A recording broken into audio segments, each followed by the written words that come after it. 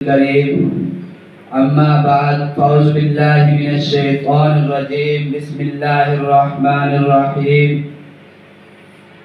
ہم نے ہر دور میں تقدیس رسالت کے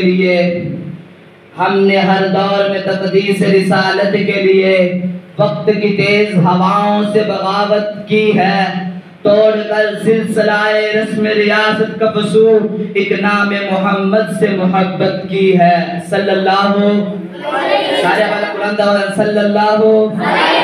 وسلم۔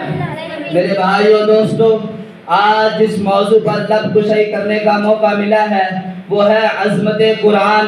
قرآن اتنی اعلیٰ اور عظمت والی کتاب ہے، اس کے مقابلے میں دنیا میں اور کوئی کتاب نہیں آئی ہے۔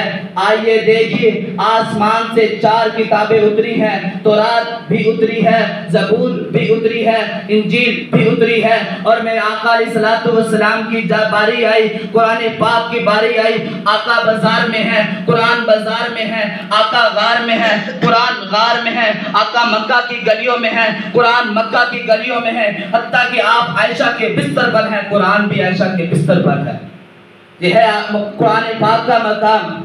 میرے بھائیو دوستو، ہم اس غیر گزرے دور کے اندر ہم اللہ رب العزت کا شکر ادا کریں۔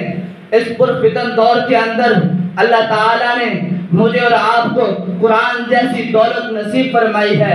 آئیے دیکھیے، بازار میں کتنے لوگ پھر رہے ہیں لیکن قرآن جیسی دولت سے محروم ہیں، گلیوں میں کتنے لوگ پھر رہے ہیں لیکن قرآن جیسی دولت سے محروم ہیں۔ میں اور آپ کتنی عظمت والے ہیں، میں اور آپ کتنی شان والے ہیں۔ اللہ رب العزت نے میرے اور آپ کے سینے کے اندر قرآن جیسی دولت کو نصیب فرمایا ہے۔ میرے بھائیو دوستو، قرآن بہت ہی اعلیٰ اور عظمت والی کتاب ہے، جو بھی اس کے ساتھ مل گیا وہ اعلیٰ اور عظمت والا ہو گیا۔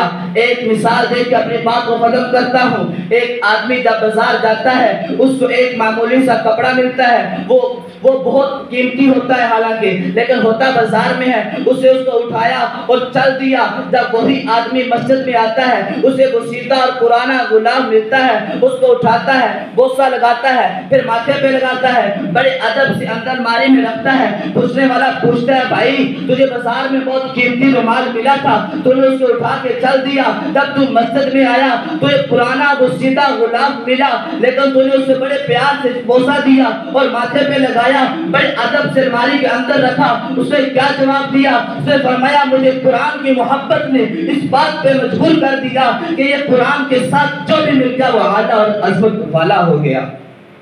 میرے بھائیو دوستو، جب آپ اس موقع پر عزم کریں، عہد کریں، انشاءاللہ بقیہ زندگی قرآن اور سنت کے مطابق گزاریں گے۔